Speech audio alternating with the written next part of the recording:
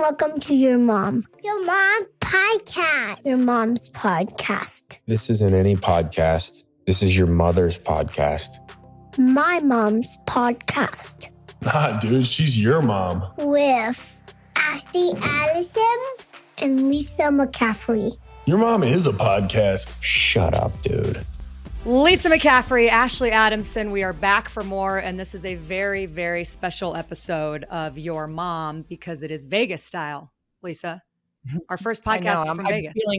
I'm feeling left out because I am not in Vegas, but everybody else on the podcast today is. You're the only one who's not in Vegas. Hey, I'm the only one that's not going to lose money, so I'm happy about that. I don't want to talk about that. Good point. So those of you watching our YouTube channel can probably tell that I'm not in my normal home work environment, and I probably look a little bit more tired than usual. And that is because I am in Las Vegas, just finished up the Pac-12 women's basketball tournament. The men's starts this week, so I'm on day 6 of 14 in Vegas. Wow. You're so not I'm even feeling fresh through. as a daisy. Woo! The podcast doesn't stop just because it's March, Lisa. That's what you tell me all the time. Right. Just because March Madness is going on. No, we never stop. We don't start for anyone. And I feel like this way I told my husband, Chris, that he should just play this podcast for the kids so that they remember what I look and I sound Who like. their mom is and what she looks hopefully. like. Yeah. This is for them. This is for them too. Oh, all right. So yeah, exactly. As mentioned, I'm in Vegas, which is perfect for our fabulous guest today. Melva Thompson-Robinson just got back from watching her son absolutely tear it up at the NFL Combine in Indianapolis. Dorian Thompson-Robinson, I saw it, threw the fastest ball ever recorded at the Combine. I think Josh Allen is the only other one who's recorded it that fast. 62 miles per hour, which is just insane. Wow. I got to know Dorian when he was at UCLA. He just finished up his 5th year, and he left as the Bruins' all-time leader in passing yards, total yards, completions, and touchdowns. And he's now obviously getting ready for the NFL draft coming up next month. So without further ado, let's welcome in the great Melva Thompson-Robinson, who has a ridiculous resume as well. Melva, thanks for doing this. Welcome to your mom. Thank you. Thanks for having me. I've been wanting to connect with you on this for a long time, and I appreciate you saying yes, because I know you got a lot going on. We're going to talk about Dorian, of course, in a minute, but let's start with the congratulations to you, because I think I saw just a couple of days ago that you accepted a new role as advisor of equity, inclusion, and justice to the dean of the UNLV School of Nursing. Wow. That's a big deal. Yeah. Yeah. Congrats. It is. It is a big deal. And you've been a tenured professor at UNLV in their School of Nursing for a long time. And from what I can gather, you've been a part of some really cool, you do a lot. There's a lot of different initiatives that you're involved in, including I saw serving on the U.S. Department of Health and Human Services Health Equity Council. So I know that Dorian graduated with a bachelor's in African American Studies. I imagine, given your background in education and what you do, that academics was a major focus in your household growing up. Yeah. I mean, we come from a long line of teachers. My grandmother taught school. My mom, some of my uncles, my cousins teach school. And so, I just took it to the next level and said, teaching high school isn't enough. I have to be at the collegiate level. And so I got my doctorate and teach at the collegiate level. Wow. Amazing. How was Dorian as a student growing up? He could have been better, but it's kind of everybody could, it's kind right? of one of those things. But let me guess, he majored in football in high school. Right. Yeah. Pretty much, Yeah. It's very consuming. Not at a point where he was like good enough to get by with the core GPA. He was above that, but he wasn't as high as like his sister is, Yeah. And I kind of feel like his brother wasn't a great student, so he was a little bit better, and his sister is like killing it, Wow. She's the honors student. So and she's in high school right now, and that's Lauren, right? Mm-hmm. Yeah, Lauren's in high school. She's a senior at Bishop Gorman, where Dorian also went to school. Yes, we know Bishop Gorman very well. They are a powerhouse in football.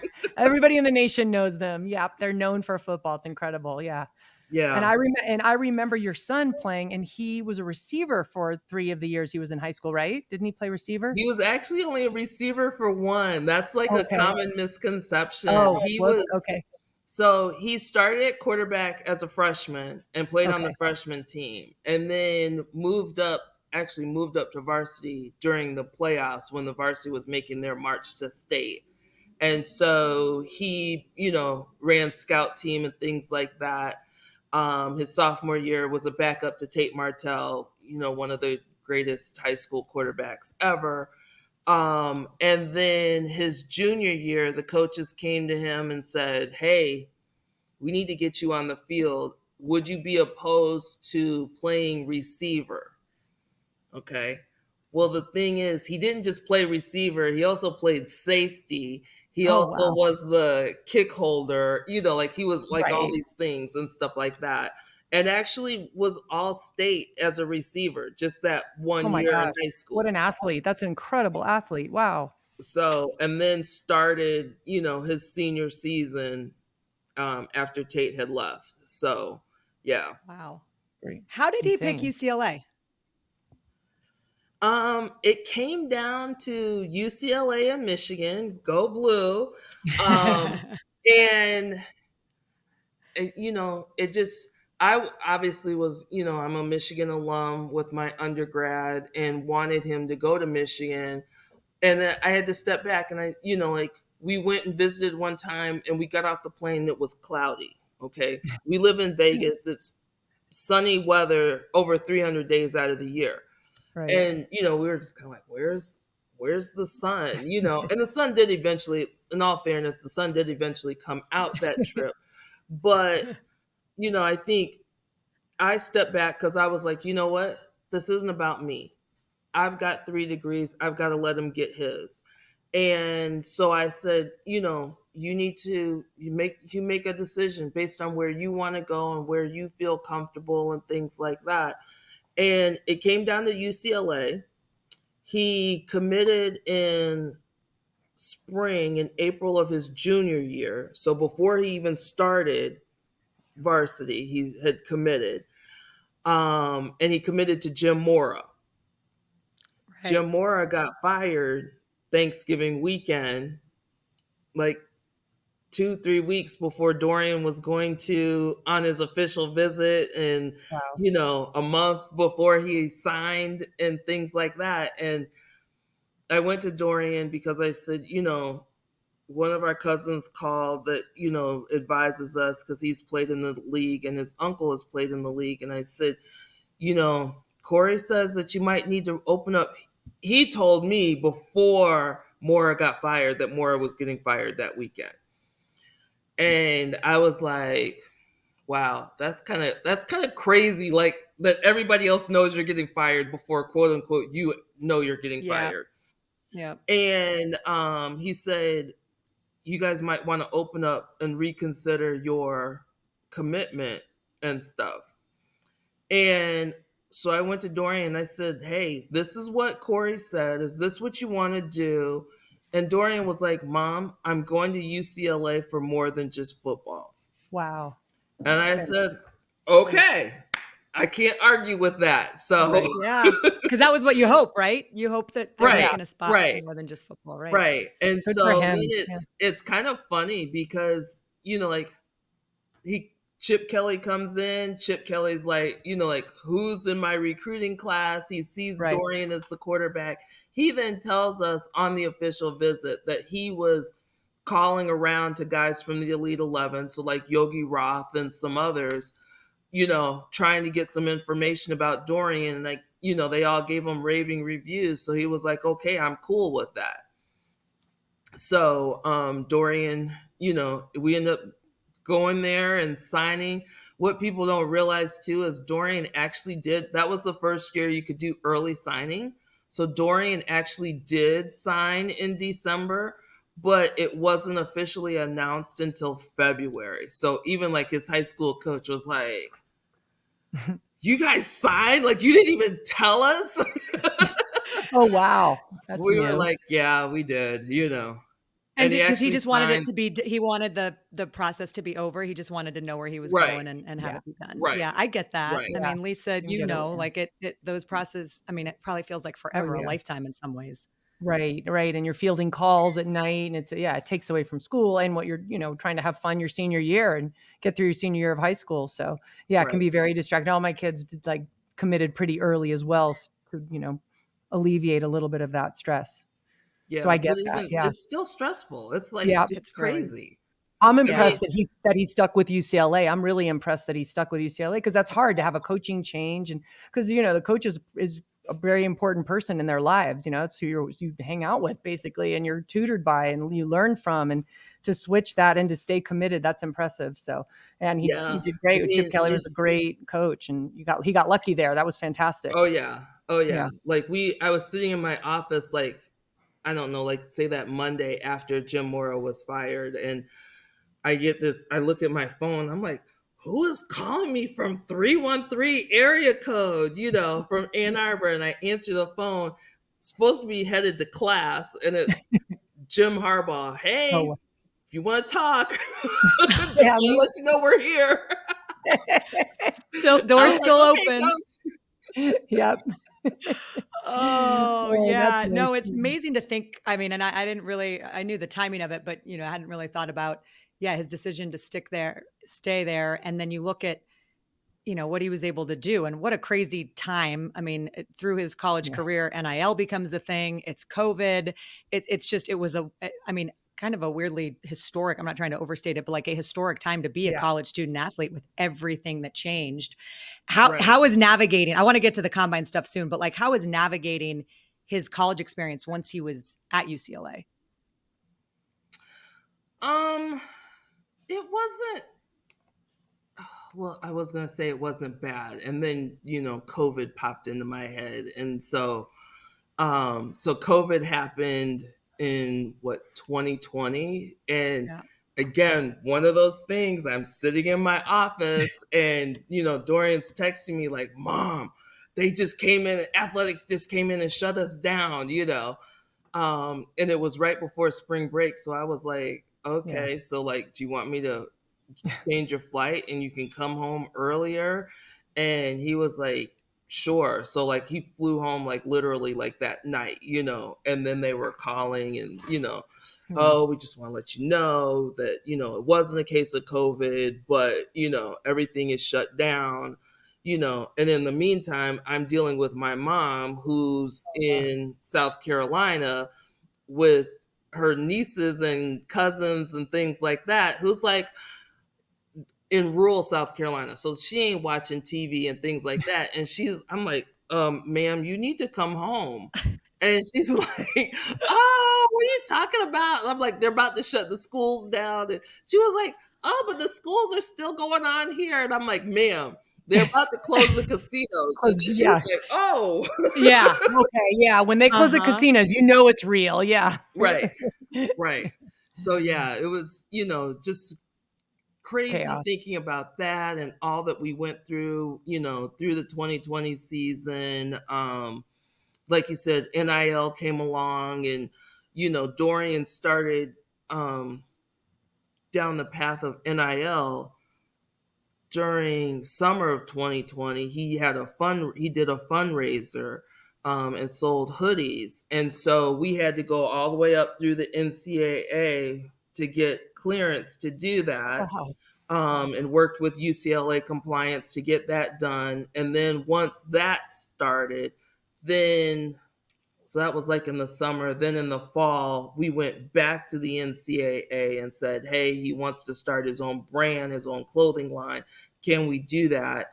And, UCLA compliance was like, I think it's going to work because NIL is coming in July of 21. So, so we did all of that and everything. So yeah, we've been kind of busy. And then of course, having a 5th year of eligibility, was not this past January, but the January before, he was deciding, do I come back? Do I go? What do I do? Kind of thing. So yeah, we've kind of seen it all. Yeah, no, for sure. How did he make the decision to come back? He did. It was a lot of thinking, and it was really, I told him it was like his own decision. I had been talking to agents, and so had narrowed down some agents for him.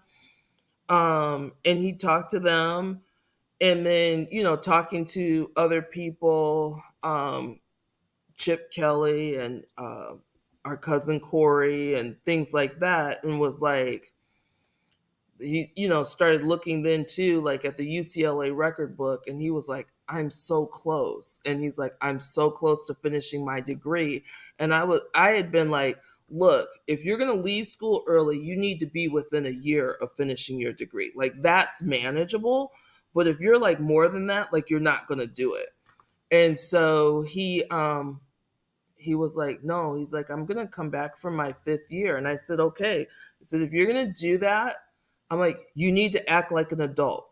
You need to play like a pro and approach this like a pro. Like, use this time as your dress rehearsal for going to the NFL. Wow. So, and I think that's kind of what he did. Yeah.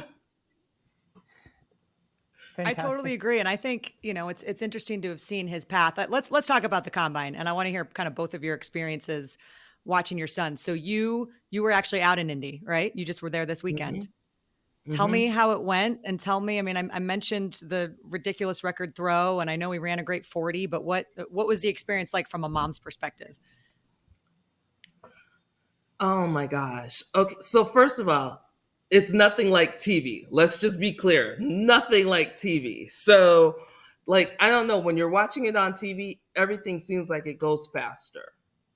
But, like, all we had was like basic information, like, oh, it's going to start at 11 or 12 or whatever, So we, one of my friends came in from Madison, Wisconsin. And so she and I went over that morning to watch and things like that. And we ended up catching up with his agents, and they were like, oh, well, he's going to throw like about 1:30. We're like, okay, that's cool. Didn't realize that there was 2 groups of quarterbacks with 2 groups of receivers, and Dorian was actually in the second group. No.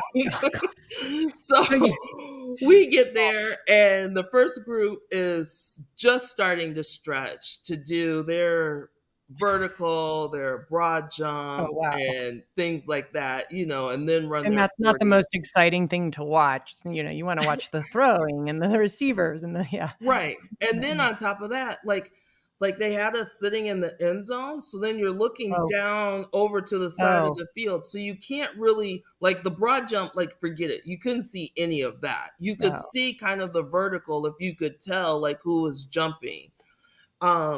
Were you sitting with all the fans mm-hmm. in that section? Okay. And you just, was it open? Did you have to pay for a ticket? I always wondered that. It was, it was free. And I'm laughing because, like, they were like, oh, you have to register through the NFL One Pass. And then we get there and nobody scans a pass.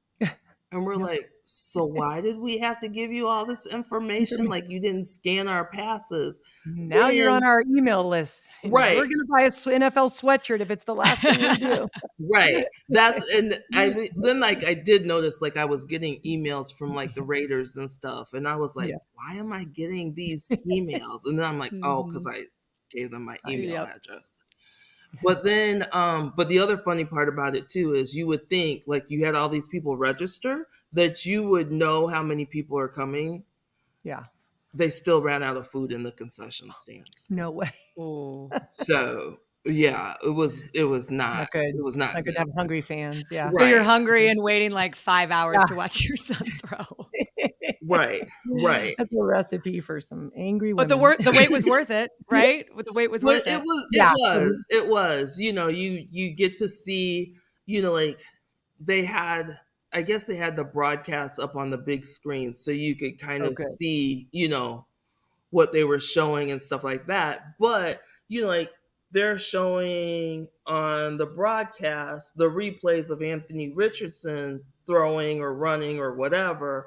And so, but everybody else is still going. So you're able to still see. So that's why I was really glad I was there, because if I hadn't been there, there probably would have been things I missed because they were showing, replays of other people and things like that. So we got to, and then I didn't realize too, there were other things. So you run, you do the 40, you throw in the drills for the receivers and then the quarterback drills. But there's also some other drills that they do with the quarterbacks, like the speed throwing, that I had no idea about, So you don't know that unless you're there. And they had them, throwing some other routes and stuff like that. He knew that walking into it, though, right? Dorian knew about that, right? Walking into it? I think he did. Yeah. Yeah, I would think he would. Yeah. I would think so brag on him. How did he? Yeah. Like, tell us what did you realize when he did this? Your true assessment. How did you think he fared? Yeah. How did you think he did? You know what? I don't really compare a lot to, like other people. So I know obviously he wasn't Anthony Richardson, but he also wasn't, the last place either. He did, his measurables and things like that put him kind of middle of the pack to like the top third of the pack.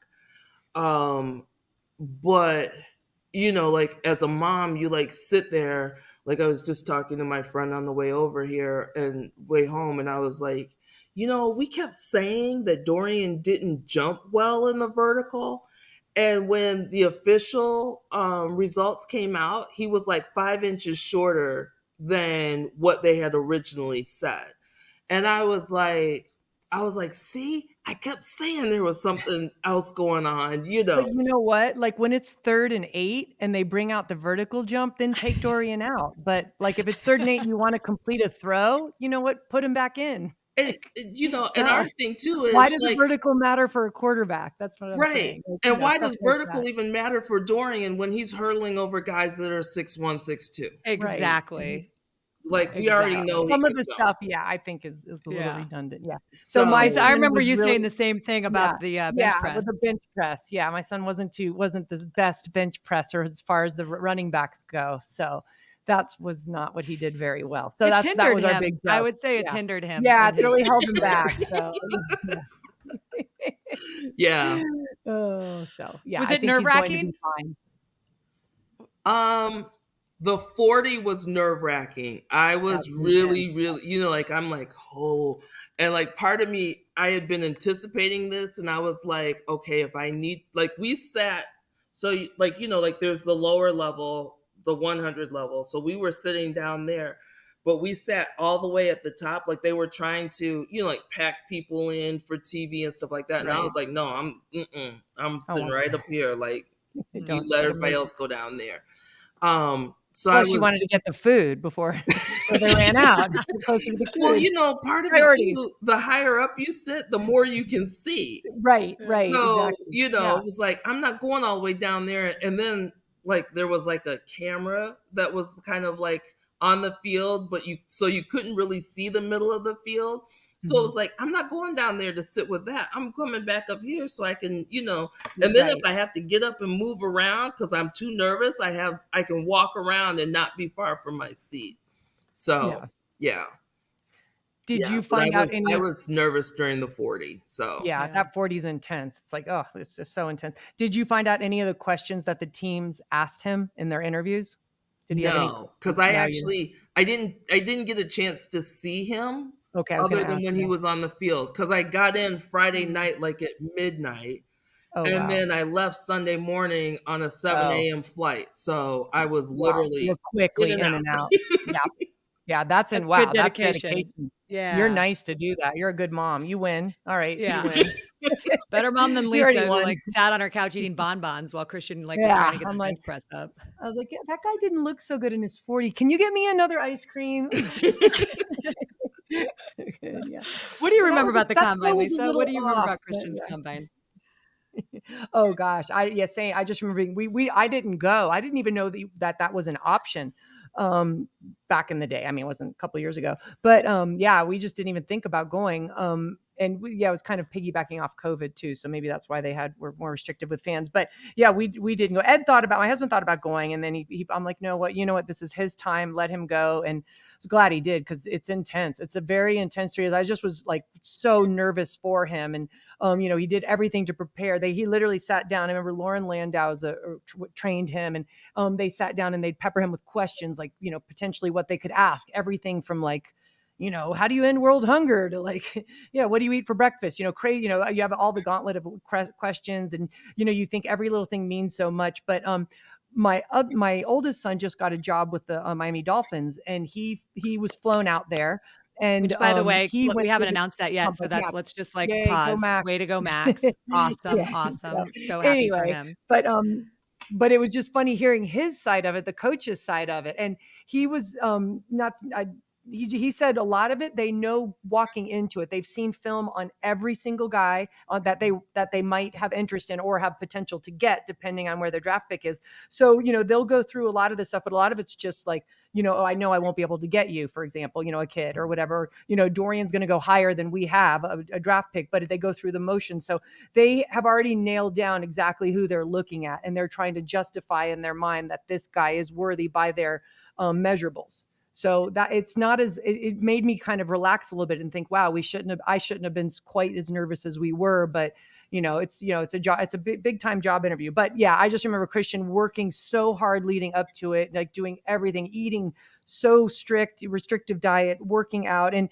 it was weird because it was different training than NFL training. It was more like Olympic training or combine training. And then when it was done, then he started working out for football, like doing the exact lifts for his position and working on being a running back in the NFL as opposed to being a track athlete kind of thing. So it was just a little different. But yeah, I was not there, so I had a completely different take. But we were glued to the TV, just looking for anything, because I know Christian wasn't able to text and let us know how he did. So we were literally like sitting huddled around the TV, just biting our nails in tents. And but it ended up being wonderful. So I was proud of him. He showed up, but he worked very hard to get there. I'll say that, as I'm sure they all do. So that's all Dorian did too. So that was our take. That was our combine. Right. It is all consuming, right?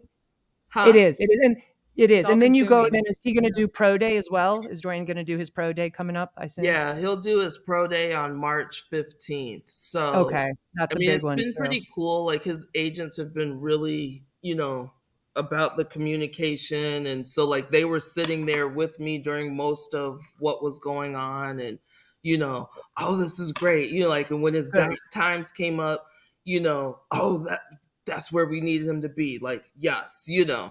So, and then I was able, to ask questions, and I had other friends, and my brother came. And so, we were all able to, any questions we had, we were all able to talk it through. So do they, or do you know of a prediction of where you see him at all? I know you don't know, but do you have any assessment of where you think he would go, or what team, or what round, or anything? Or none? No, not right. Not yet. It is. I'm kind of thinking we probably will know more after the pro day. Right. Once he starts visiting teams. So, yeah. Because I think he came in probably like as a third day, but, I think with his performance, he kind of moved up a little bit. Right. So I know everybody was telling me that he did well in the interviews, his agents and everything, but also like the AD at UCLA was like, I had messaged him about the basketball tournament, and he was like, oh yeah, I hear Dorian's killing it in the interviews, so good. Yeah. Great, I just saw Martin German. All trending up. I just saw Martin German. Yeah. And by the way, if you need tickets, come to the tournament this week. If you're around, or if you know anybody that wants them, I got some. Oh. So let me know. Oh, okay. I'd love to have you. Yeah. UCLA is going to win. I think UCLA is going to win it. The women almost did, and the men might too. Are you putting all your money on UCLA to win it in Vegas? Yeah, that's actually the perfect way you could get me fired from my job, Lisa. It's getting me to admit that I'm gambling on a Pac-12 tournament. Good, I'm trying to get you fired so you can focus on your mom. At it, you finally found the way. Oh, she's an avid gambler. But like I always say, hey, make sure you lose lots of money here so I can get a raise. I'm doing my part, Melva. I'm doing my part. That actually makes me feel better about the money I lost playing blackjack last night. Hopefully it's going to you. Oh, tell me what you think. Oh no, go ahead, Lisa. I read your tweets and I love them. You're awesome. And you defend your son so well. And I'm jealous that you do that because I'm so scared to do that. I'm so afraid of like what people are the backlash. And so way back when my son opted out of his bowl game, it was in his best interest to opt out of the bowl game. It was very controversial at the time. And he got ridiculed and people were so mean to him on Twitter. And it was just, it was hard to read as a mom. It was awful. It was like heartbreaking. And I wanted so badly to respond. I had so many things I wanted to say, but I sat on my hands and I refrained and I didn't. And you take the opposite approach, which is very admirable. How do you deal with the haters and the negative? Because there are negative, and no matter what you do, you could be Tom Brady gets haters. It's like, it's crazy. Right. You get that. So how do you deal with it? How do you deal with that? So first secret is if a person has definitely less than 100 followers and most times less than like 500 followers, I'm like, oh, your friends and family don't want to hear you either. So I'm not going to reply. Ding, ding, ding, ding. Okay, done. Like it took me a minute to get there, but I was like, that's the way to, Yes. Know the source. Know where the source is coming from. That's very good. Right. Yeah. And then there's sometimes where you feel like you just have to, swing back and stuff. And, I mean, people will say like most ridiculous things, like, oh, well, it's his fault that they lost the game. Yeah. And I'm like, okay, you do realize that there was like almost 40 some people who took the field that day. Right. Like, this is like the ultimate team sport. Like you can't just say he, did everything because he doesn't play defense and, special teams and all of that. Right. So he can't block and yeah. The quarterbacks get all the glory, but all the criticism. They get the majority of the and same with the coach. They get, meanwhile, there's 10 other people in the field on the same time. So yeah, I see that. I always feel bad for quarterbacks because you watch a game and you're like, wait, it wasn't his fault at all, or he's doing his part, but. Right. So. Right. And I think, for me, honestly, that was, and it goes back to his recruiting. That was one of the things I was very adamant about was I had to meet the head coaches. I had to be able to look them in the eye and say, hey, what are you going to do when? Because it's going to happen. He's going to throw an interception or fumble a ball or whatever that's going to cost the team the game. The alumni, the fans, everybody's going to be calling for your head, his head. What are you going to do? And especially given that he's a Black quarterback, I was like, how are you going to handle it? Wow. And what did Chip Kelly say? How was he going to handle it? So the interesting thing is that I really didn't get to ask him that until like the official visit because of the timing of everything. Jim. But then you have to remember too that he coached Mike Vick, and Marcus Mariota, so he's gone through some of this, and that was huge. I needed to have a coach that felt comfortable with that. And, Jim Mora felt comfortable with it.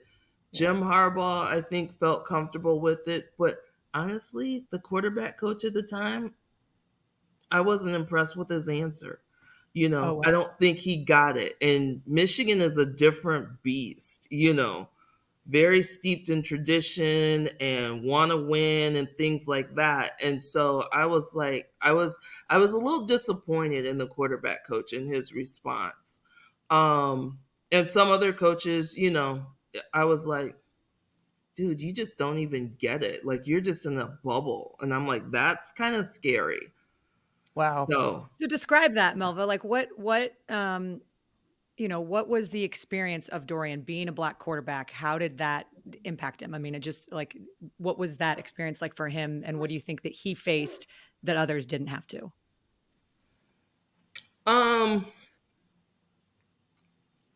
I think some of the negativity that he faced and some of the unfair commentary that he faced particularly from fans, was really more about race than about him playing football. And I'm sure there are people who watch this and say, oh, no, it wasn't. But, I grew up in a time when Michigan had some of their first Black quarterbacks. I've watched the 30 for 30 with about the Fab Five at Michigan and things like that and everything that they went through. And I remember, because I have friends who played Black quarterbacks who played football at Michigan, and I remember them telling me, there's going to be things that are going to happen that you just need to know that this is going to happen. And I was like, yeah, whatever. I've seen the 30 for 30, and I know the Fab Five got threats, and but this is 2018. We're in a different world, and I actually have upstairs in my room a package that Dorian got right before this last USC UCLA game with a teddy bear that had been marked up and things like that. And this notice about how, the teddy bear represented what the Trojans were going to do to Dorian and breaking him up and things like that. And there was a pen in there. You're going to need this pen so you can sign your paperwork at the hospital and things like that. What on earth? So, that's so disturbing. I mean, that's like that makes me so ill that people would go. I mean, because people say stupid stuff on Twitter, but to go that, I mean, that's just what did he do? Like, what did you tell him, or how did you guys walk through different stuff like that? I had no idea until I saw him post post a picture of it on Instagram. And then I'm like on my phone, I'm like blowing it up, like trying to read this. And I'm like, oh my God. That's so ugly. And so I actually sent it to Martin Jarmon, the AD, and said, you need to know that this is what's going on. And I ended up talking to him after the Cal game for a little bit before they had to leave. And I was like, in this day and age, stuff happens like that. So there's a threat that comes through, and now somebody's acting on that threat. I said, and I feel like as a parent, you as the AD should know this is the kind of mail that's coming through your athletic department.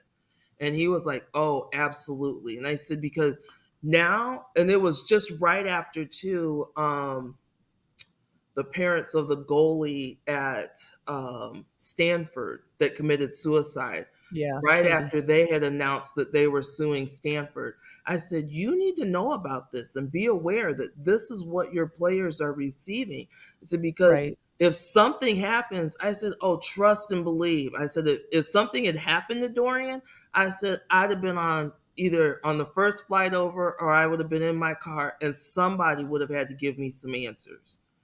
And to say to me, I'm sorry, we didn't know this was happening when this came through campus mail. Like, no, this is not acceptable. I said, and Dorian,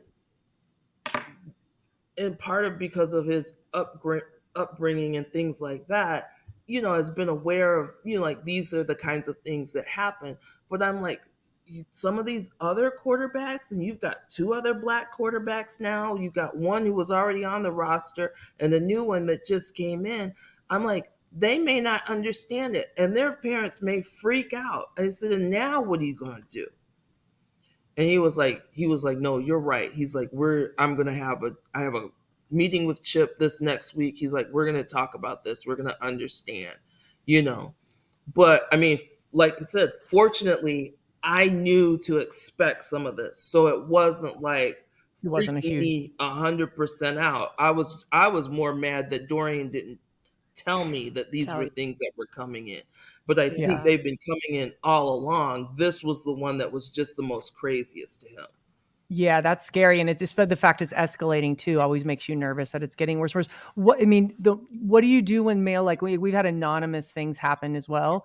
What do you do? Because how do you retrace that? You can look at the stamp of where it was sent, but that's what I always had an issue with. Like, oh my gosh. And like, it's anonymous. So like they're a wimp. Right. Like they don't, they're just, they're scared and hiding behind something. But if you don't give it the legs, they sometimes will try to escalate and make it worse and worse. And that's what gets so scary. And I get that as a mom, when you're not even in the same state, you worry about your kid who's getting this. You want to make sure the administration and the school is protecting him as well. So, well, first off, good job at addressing it and telling it to them what was going on, because that can be really scary. Right. Big time. So, right. Yeah. And we've had mail even come to the house. Yeah. That, I mean, unfortunately, it wasn't threatening or anything. Like somebody put like a $5 bet on Dorian to win the Heisman, and they sent me the ticket, and they were like, hey, if he wins, congratulations, you can cash out. But if not, here's, at least you have a record that, somebody did place a bet. And that was kind of creepy, because there wasn't a return address. It was like from Connecticut or New Jersey or something. And I'm like, who do I know that live? Like, I have no idea. And it was from one of the casinos here. So I'm like, I don't even know. I'm like, and how they get your address? And how did they get your address? Yeah, that's scary. Yeah. Right. I think there's so well, much. Get ready for the NFL and when Dorian messes with someone's fantasy league. Get ready for that. You're gonna get.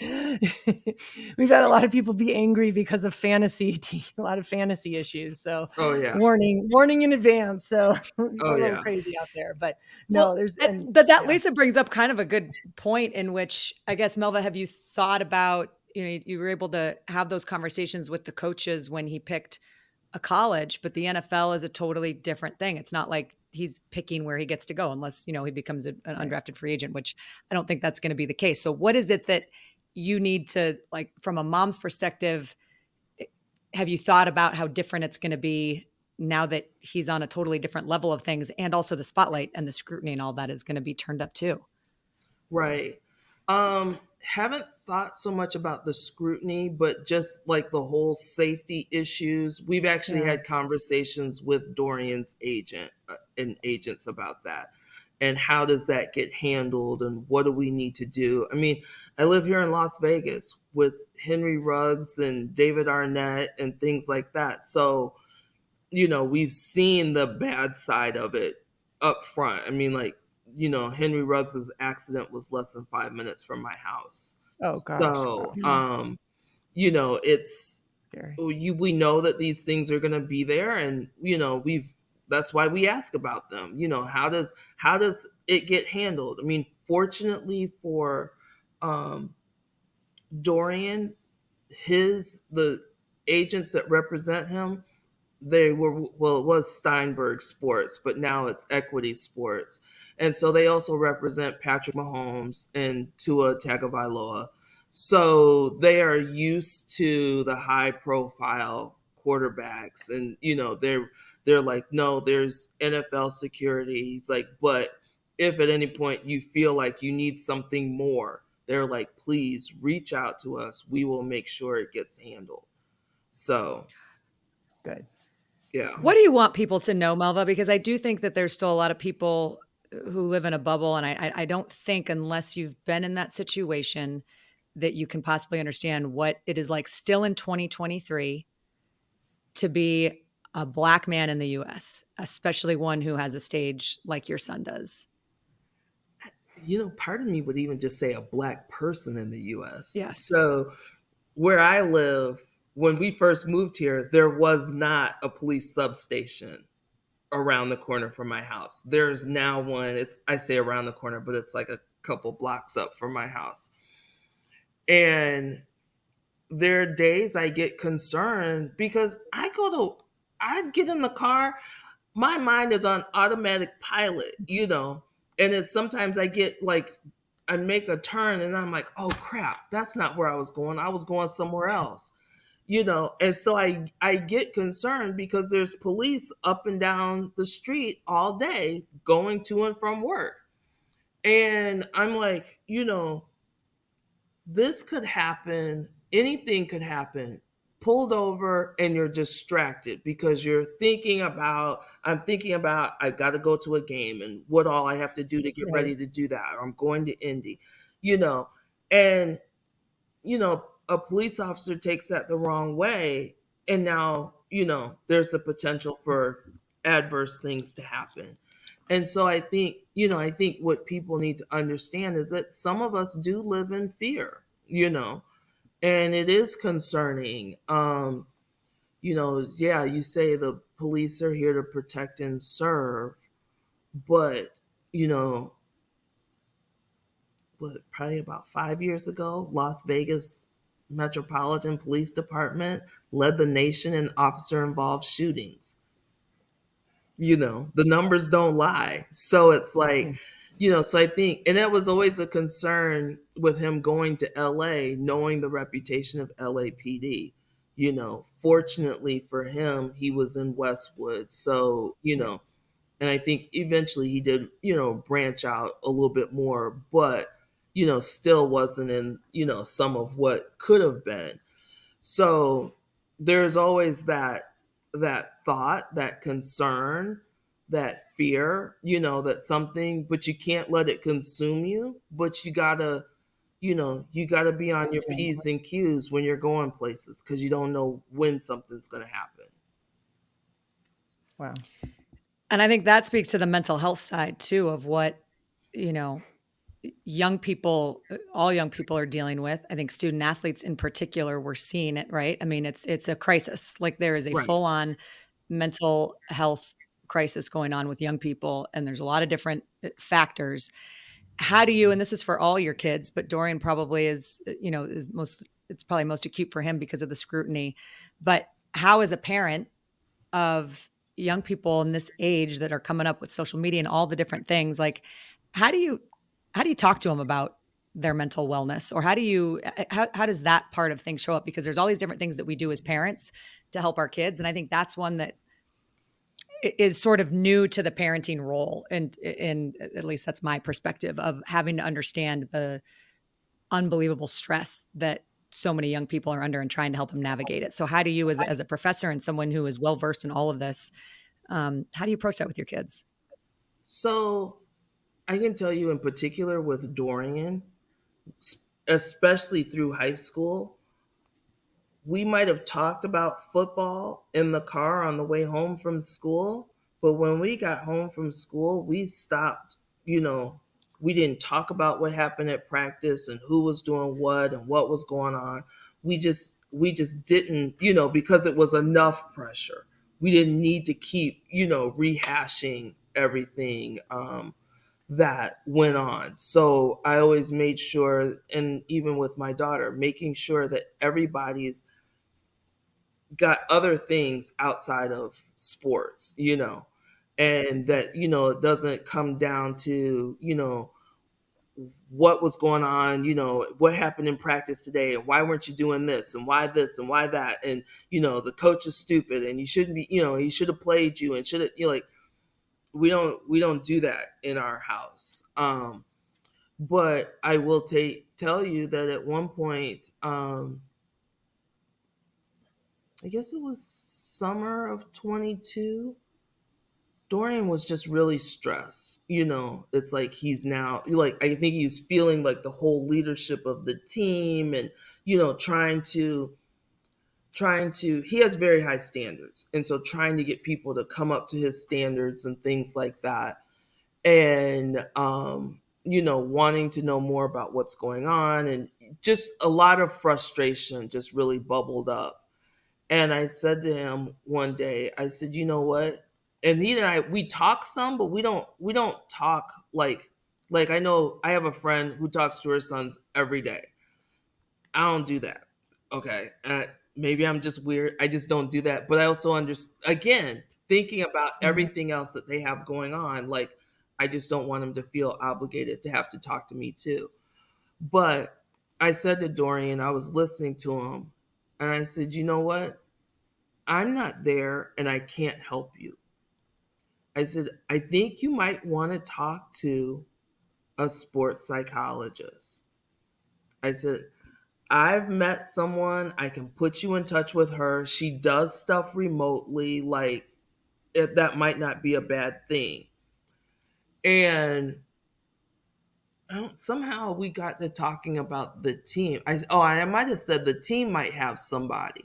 I said, and I get it. Again, my friends played football at Michigan. Like, you might not want to go to the team person and spill your heart out, because now they're going to go to the coach and say, oh, he's having trouble. Yeah, he's a little off. Exactly. No, I know. I've heard my kids say that too. They're like, nobody ever goes to the team psychologist because they'll go and spill the beans to the coach. Exactly. Right. Yeah, that's common. Yeah. But he opted to go to the psychologist that the team provided for him. And he did a couple of sessions. I honestly don't know how many he did. It was at least 2, but it might have been like 4. And he was like, you know what? I just had somebody that I could just tell everything to, and right. not judging me, not knowing, just an impartial person, because you think about coaches, friends, everybody, they've parents, we've all got our angles with them and stuff. Right. And so, and I've actually, like, I tell parents now, like this past year at UCLA, I'm like, look, because UCLA had an issue with a player who tried to commit suicide. And I'm like, you guys, you're gonna be the one who's gonna notice first, probably, when your son is not right. I said, they need to go and seek help. There's help there. UCLA football is right down the street from UCLA Medical. They can get help if they need it. I'm like, there's no shame. I'm like, and for full disclosure, Dorian went and got help when he needed it, And did it impact? I mean, was it the help that he needed? Did he feel like it did? Yeah. Get him through that? It absolutely helped him, because he was just like, Mom, I was able to just talk to somebody who didn't have a horse. I love that. It's like you said, somebody in part, like not a parent either. Like, I want to say, oh, I'm there. They, like, just like you said, they need somebody that's doesn't have a dog in the race or have anything. They're just somebody that's just impartial, that'll just listen and not judge, and just, be a good ear, right, give advice if they need. But for the most part, just listen to, because they go there. I mean, the pressure on Dorian just playing at UCLA D1 and then now entering the comment, it's a lot of pressure on these young men. So right. hats off to him. So that's a great advice. That's actually amazing that you had him do that. Good work. Thanks. Yeah. I mean, I'll share with you guys, and I obviously won't name any names, but it was at UCLA this year, and we were doing some like pre-game, like pre-broadcast coaches and players meetings where we get time with, the coaches and players, and they bring through a bunch of different players and you talk to them. And there was one who, he was incredible. He opened up about, he had mentioned it once, I think, but he opened up about his battle with, and he has a hereditary like anxiety, and there's a lot of depression that runs in his family.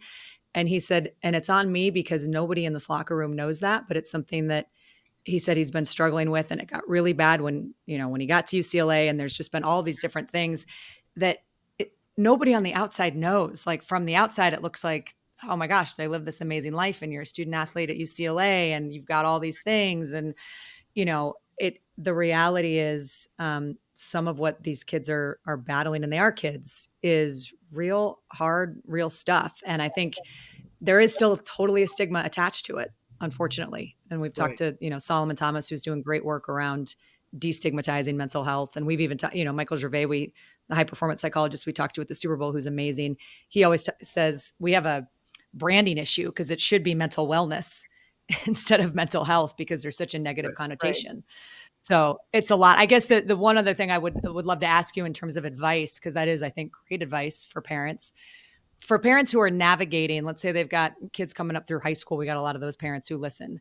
What is 1 or 2 pieces of advice that either you wish you would known, or something that was really helpful that you did as you look back on navigating that part of where he was, where Dorian was going to go to school, how you guys were going to choose it, all of that? Is there any big level piece of advice that you'd give for parents listening who are in that phase of the journey?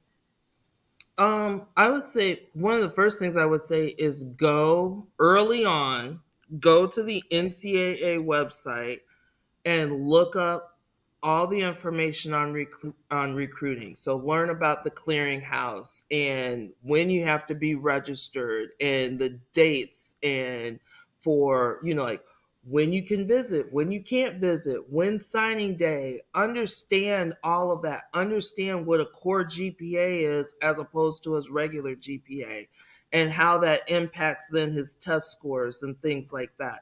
Because, Gorman is different because they expect players to be, and they start to identify them early on. Oh, he's going, Division I. So they're monitoring grades and things like that. They're suggesting classes that they can take in the summer and things so that they can make sure that their core GPAs are up.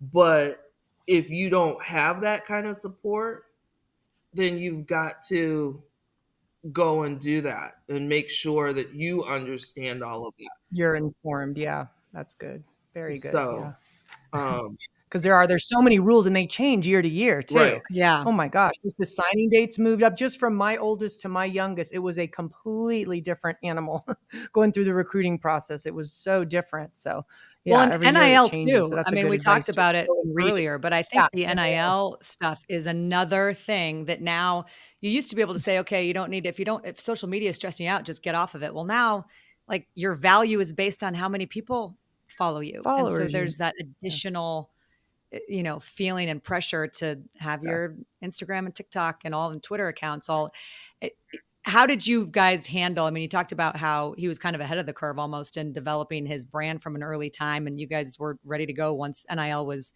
came to pass. Do you have any advice on managing all of that? I mean, now that you guys have kind of been through it and are in the thick of it. So one thing Dorian always says is the main thing is the main thing. And so stay focused on that. So, you don't get the Twitter followers and the TikTok followers and the Instagram followers without without football. So being focused on that is important. I think the other thing too is, people talk about value in terms of, oh, well, they have this many followers and this, that, and the other. And there's a lot more that goes into it than what people think. And so some of it is, like in Dorian, for an example, he gets a deal, for example, with Crocs. Well, they want videos and this, that, and the other. And, now he's got to find somebody he's got to come up with the script and the video and what it's going to look like. And then he's got to find somebody to help him shoot it. Like some of that's just not simple, Right. It's not, right. oh, You're well, right. I'm just going to go, to this restaurant and eat some picture of food there's and way more do to a it. post and then boom, I'm done, I mean, yeah, it's a little bit of posting stuff.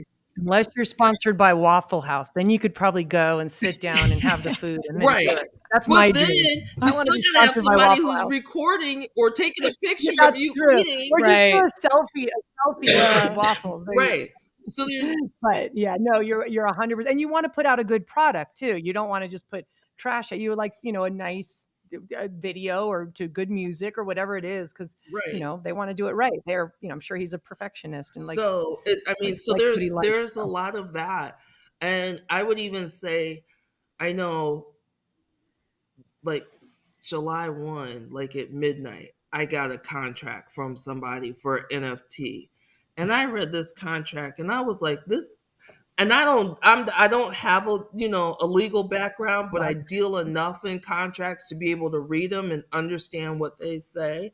And I was like, this thing don't make no sense. I'm like, I don't know what. I was like, he has to give up his firstborn child in order to. Well, and it was like he have his rights forever. And they, and I was like, I don't know that much about NFTs, but I know enough to know, there's always money should be coming. And I was like, I emailed the person. I was like, no, we're not doing this, Yeah. And I was like, I can't do this by myself. I have a full-time job. I can't do, so we ended up getting a brand and marketing person that he's still working with, and so at least they get the contract, they review it, they redline it, And make send sure it it's back, and legit. then they Yes, send it to me and say, hey, we've, looked at it, approved. it's good. So I can, when I then look at it, I'm just like, okay, I understand, here's the deliverables. What does he need to do? When is he supposed to get paid? If there's a clause for getting out of the contract, I look at that, so I understand that. But it doesn't put all the pressure on me to do everything, in terms of true name, image, and likeness, because there's, some schools that are, oh yeah, we'll pay you, $1 million to come here. And all you have to do is, a couple of tweets about whatever,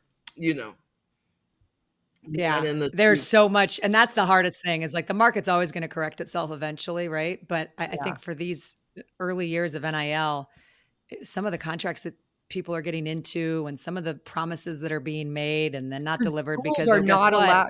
Schools aren't allowed to give money. Schools aren't and allowed that's to it. give So the NIL. coaches, Yeah. you can say, okay, you're going to come and get this NIL deal, but then, and I've heard this happening too, of a student athlete saying, okay, where's the money that you promised? And then the coach saying, I don't have any, the NIL isn't my thing. I'm not allowed to be involved in it. So it's like, they're kind of having it both ways. And there's a lot of shady, as with everything, like there's a lot of bad actors, a lot of shady stuff. And now it feels like it's just sort of now out in the open in the light. So I don't know how that's all that's probably another podcast for another day of how we'll solve all those problems, but it's, and that's one of the things, like, I still will never forget. And I actually messaged this guy this morning. Dorian was at a 7-on-7 tournament, and I don't know, he was like 8th, 9th, maybe 10th grade. And there's these guys talking to them, and you could tell, like, they were different. They weren't like, like a fan or something like that. And I'm standing there and I'm watching them, and I'm like, looking at my friend, I'm like, who's that? She's like, I don't know. I was like, okay, I'll take care of that. I go marching right up there. I was like, who are you? Why are you talking to my son? They come out of the woodwork. Right. And they, as it turns out, they were from Exos Digital. They were like one of the people that does the film that sends it out to schools and stuff like that. And they were just like, they were like, oh my God, we're so glad, like they're so used to talking to people and there's no parent around, there's, nobody. And like, they're like, we're talking to them and we're on the up and up, but we know all these other people aren't. And they're like, parents just need to be involved. And they're like, we so appreciate you walking up to us and saying, who are you? And I still talk. Wow, good. That was a great way to receive it. That's fantastic. And I still talk to one of the guys to this day because he's still in football. And I, was just messaging him, and I was like, like a picture popped up in my Facebook memories because this guy helped select Dorian to be an Under Armour All-American. But that was before Dorian had even played a game at quarterback as a varsity football player, and I was just like, and now Dorian's at the combine, and I'm like, just thank you for believing in him, and seeing something. And he was like, oh no, he's like, I knew early on. He's like, and he still laughs, like, I remember you walking up to us like, who are you? Why are you talking to my son? That's awesome. I love that. Fantastic. Yeah, but you do, and I do think probably, I imagine when you have kids who have a lot of success and all of a sudden everybody wants a piece, right? Mm-hmm. Like there's people that come out of nowhere and I imagine that it would be, you're probably walking a fine line between not wanting to be immediately defensive and think that people are always trying to get, but at the end of the day, you do have a lot of people who are trying to get something and who are trying to attach themselves or latch on. So I imagine that's difficult to navigate Lisa, you can speak to that too. I'm sure there's a lot that comes with that. Yeah. And it's hard, just like you said, though, you don't want to like be paranoid and you push everybody Yep. away, but at the same time, you want to protect your child too. Yep. When their child, now Christian's old and it doesn't matter anymore. He can go be. Now his go job is to expose protect you. Yeah, Yeah, exactly. exactly. Melva, we've already kept you like twice as long as I promised we were going to. So number one, thank you for being generous Thank with your you. time. The other thing, I've got a couple more quick ones. If you do have just a few more minutes, we'll do it. We can even do them rapid fire. Okay. Tell me about, you mentioned your mom off the top, but tell me about your mom. Give me a good story about your mom, or maybe what your relationship like is with her, or something that you learned from her. And were you calling her ma'am? Did I catch that? Oh yeah. There's sometimes like when you're trying to get her attention, you're, ma'am, come on, like I need you to focus in here. That's good. So it's really kind of funny. So my parents are originally from South Carolina, born and raised, and they grew up in Jim Crow, South Carolina. So they couldn't attend like Clemson and South Carolina. So now when it's Dorian getting recruited in Clemson, South Carolina, and all the other schools that they couldn't go to, are calling for him to come play football to represent their school. It's kind of crazy, And so, like you always get reminded of like those roots and stuff like that. And, I say this about my grandmother, my mom's mom, like she wouldn't understand where her great grandkids are. She wouldn't understand where I am and what I'm doing because of the way that she grew up and lived in South Carolina. And even to a point, my mom, she doesn't always get everything, when Dorian played at Gorman, she came to a lot of his games and home and away. We play in California. She'd come to California with me.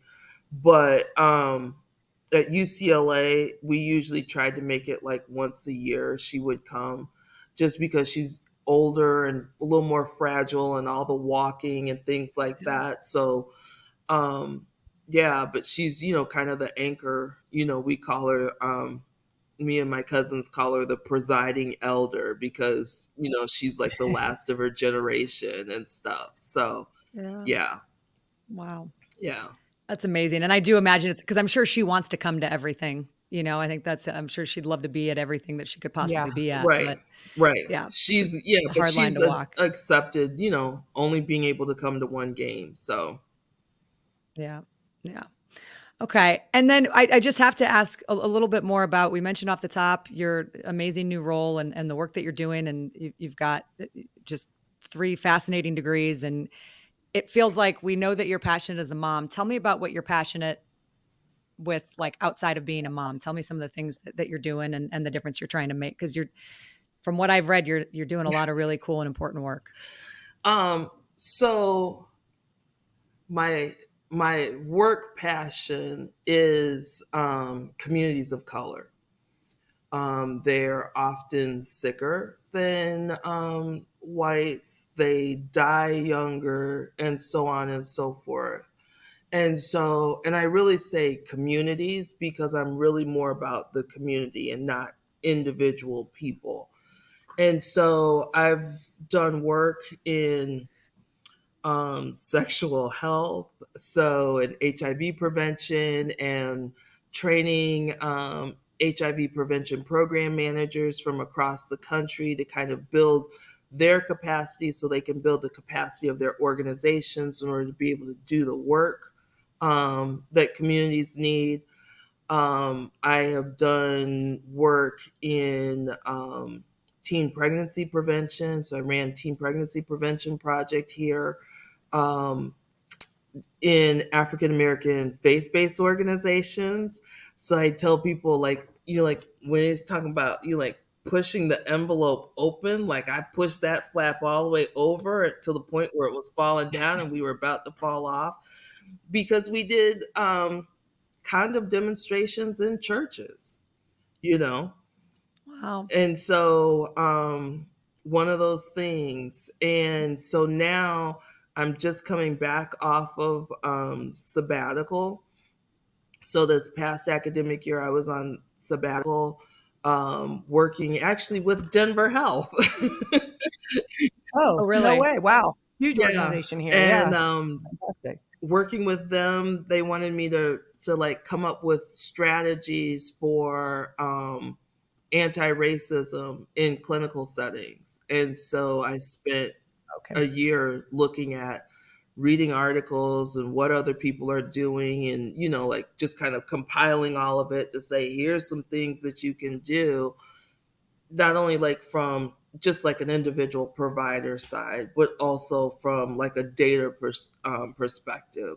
So, you have the electronic health records, but a lot of times when you go to people and say, hey, well, what about, can you get this information out? They're like, yeah, no, we can't get that out of our health records, So talking about some of that and what the organization needs to do, because some of this is organizational. People talk about, you work in an organization where you might know that something isn't right, but you need a job. So if the organization Yeah. doing something, right. like you can't, like, Amen. you can't afford to just say, you know what, you're doing this wrong. You shouldn't be doing this, so talking about like the organization and things like that. So really like a lot of those different things. When did that grant go in? In January, working with some community organizations here to do a grant to look at structural racism and health disparities here in Las Vegas and stuff. And how do we, like I don't always say, like we're doing things, you're doing it wrong and, you shouldn't be doing that. But it's like, how can we do things better? And so I always leave people with, we need to get healthcare like a Ford truck. And they're like, a Ford truck? Like, what do you mean? And I'm like, think about it. When you sit down at night, watch BET, watch Univision, watch country music television, okay? All of those stations, for example, are going to have a commercial about a Ford truck. But it's going to be a different commercial on each television station because they're targeting separate people and they know who they're targeting. And people are buying a Ford truck. That's what we need to be doing with healthcare. And people are like, wow, I never thought of that. And I'm like, and think about it. I'm like, Ford's making money. Yeah, absolutely. Right. That's genius to think about it. I never thought of it like that. Yeah. That is a genius analogy, Melva. Yeah. Honestly, I've never thought about it like that, but it's simple and it's so true. And it's about understanding where to meet their audience, what's going to be the impactful message to get to your audience and how are you being intentional about it? And how are I say that's where we screwed up with COVID.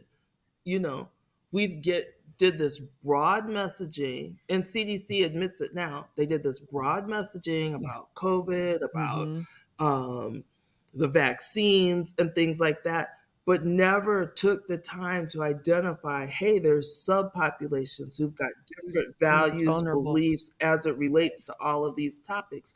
We need to tailor our message to them. Absolutely. It's the perfect example. I think you're spot on. Wow. I mean, I feel like there's like 13,000 more things that we could ask you about, but I'm going to be, I know you've got a lot on your plate and you're a busy woman doing a lot of really important work. So I just want to say, I love your son. I feel so lucky that I was able to be working at the Pac-12 when he came up through UCLA. It was amazing to see him develop. It was amazing to see him silence a lot of those doubters out there. And I'm sure he's going to continue to do that. So I'm looking forward to seeing this next phase of his career. It was amazing to see him throw 62 miles per hour at the combine. That was pretty amazing. So awesome. It's great. I'm excited. I'm excited about, I know your other kids too are amazing and you're doing a lot of things right. So I appreciate your time, and maybe we can do a post draft or let's do a 2.0 in a little while, and we can catch up on some more stuff. Cause like I said, there's 1,000 more things we could ask you today, Melva, but you've been unbelievably generous with your time. Melva, thank you so much. That was so fun. Thank you all for having me. So glad we could make this work. Ashley, You're we talked back during the season, So I saw you during the season, and I'll leave us on one last story it's such a memory that sticks in my brain. It's one of the best parts about what I get to do is that I get to meet all these amazing parents of these amazing young people, and Melva being the perfect example. And we always, every single time we went to UCLA won, and Dorian always joined us on the post game, interview. It was like a rite of passage every time we were there. That was what happened. And you and Lauren, his sister, were down on the fence. And I think I'd met you maybe once or twice before when he had joined the set. But I just saw this moment between the two of you when he finished the set with us. And it was, oh my gosh, was it it was an early non-conference game that they almost lost and had this ridiculous comeback. I'm blanking on who they played. South Alabama. Oh, South Alabama. And it was this, again, it was a win, but I think there were some great moments. And there was also like, oh my gosh, we really almost lost that game. And I see Dorian come over to you after the interview.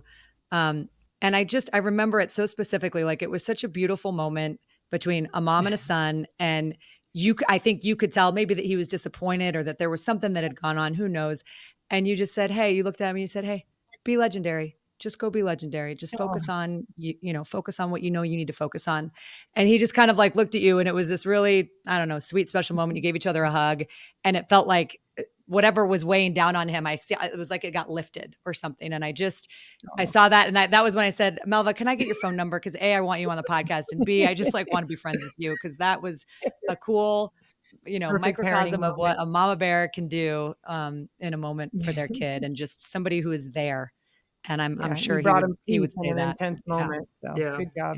Yeah. So you're lucky to have you. We were lucky to have you on this podcast, and best of luck with the draft. Lisa, do you have any party advice for the draft experience? Oh, no, I'm good. I'm absorbing information from her. So no, I have no advice. You're killing it. You're doing it perfectly. I love it. You're doing a great job. Keep it up. Keep it up. I can't wait to watch him. I can't wait to watch his future.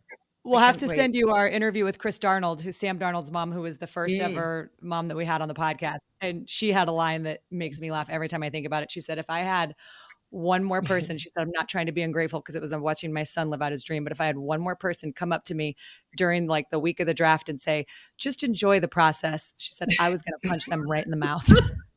Because it is stressful. There are all of these things. And she said, we were experiencing it really for the first time, and it's a lot. So I'm not going to tell you to enjoy the process, but I hope it goes great. And I hope you just, are able to relish in all of the things that he's doing, because it's pretty cool. Thank you. Yeah, we'll try.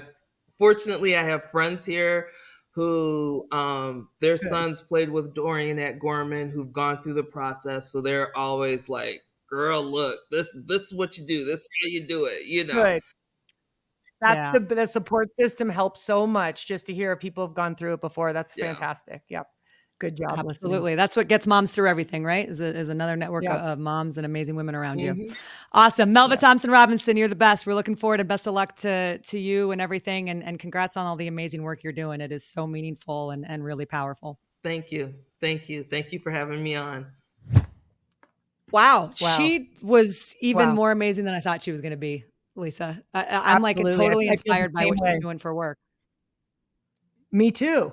It's incredible. Yep. And she's such a supportive mom, like she navigates the whole football thing. She's just so level-headed about it, but yet supportive. I love her. I was taking notes on how she's doing it. She's a better mom than I ever was. No, I do think there's so many different ways to do it, though. And I think, the perspective of her mom and her grandmother, like, probably couldn't even really imagine what it's like navigating what their kids are going through now. And it's amazing on so many levels, and also just the stuff that comes with it. And I will say again, and there's so many things that people in America deal with in 2023 that it blows my mind. Like the story that she told about the teddy bear, that the anonymous mail package. I mean, that is so disturbing, and something that you would think would happen many, many years ago, and not in 2023. It's just, and I have to admit, when she started talking about the police station that opened up around the corner from her, I thought she was going in the direction that, she felt safer, but that actually made her more afraid. And I'm like, oh my gosh, that was heartbreaking. I'm like, that's her reality. And I felt sick to my stomach. that she actually was like, oh, now I have to be conscious of how, when I drive and if I'm distracted and whatnot. I'm like, that is heartbreaking that somebody has to live in the world in 2023 and be afraid of the police and afraid of what could happen. Like, and that reaction, I had the same one. And that just is the perfect example, Lisa, of like the world that we get to live in is very different than the world that Black people in the US live in. And there are so many things that we take for granted or think of like, oh yeah, of course you'd want a police station next to you. That would be great. When in reality, their reality in their world is so different and it's the opposite. So I appreciate her coming on. I appreciate the work she's doing so much. And she's a badass. Like she is just. And what a great mom. And I love too, the little last thing I'm going to say is that she'd go pick Dorian up from practice. They would talk about football, drive home. And then right when they got to the house, they would drop it and they would, talk about other things and move on and talk about school and other stuff. And they wouldn't talk about football. So it's not like beating a dead horse or like talking about it overwhelming and too much because it's so consuming in itself. Yet he'd have that. It was nice. I assume he had that break when he got home and could just decompress and be a kid. Totally. And I love that little bit, which is so good. I think it's good for parents bringing kids up these days to, let's calm down with the sports a little bit once you get home and let them live their life and be kids. So. That was a great, and I agree. That was such a little nugget that she that I totally stuck out to me too, because I do think that it's easy. And you think, well, it's the thing that they love and that's what you want to talk to them about and that's what they want to talk about. But it also can be be and let them be kids and talk about the other things in your life. It's consuming enough as it is. Yeah. Yeah, exactly. Well, all right. Well, I did also see you were chugging that body armor. And I need some body armor in Las Vegas. I need some. I was like jealous of that. I need like an IV of body armor into my system. Alternate between water and this body armor light. Let's make sure to remind everyone that Your Mom is brought to you by Body Armor. It is more than a sports drink. It offers the best in sports hydration. Look at Lisa there. You're good. It is less sugar, by the way, than Gatorade. No artificial dyes. It's all the good stuff. I like the light. Yeah. Now that that's old, what I was going to say. They just started a new line, Body Armor Light, and it's low calorie, zero sugar added.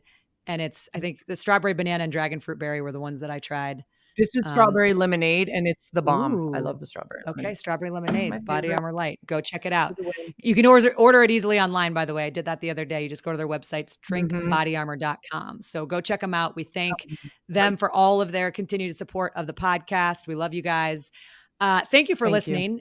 And I'm so glad this worked out. This was such a great break from the basketball chaos. And I didn't lose any money on the blackjack table during this hour. So I feel good about that. Yay. You're welcome. That's why we started this podcast. That's for you exactly not to keep me out of Vegas for 1 hour. Oh, awesome. Lisa, I love you. Phil, love you every time we get to hang out. And we should mention we are going to have Ndamukong Sue's mom on next Bernadette, week. And I cannot wait. Yes. And she just a little like shout out. She just bowled her best game. She's a bowler.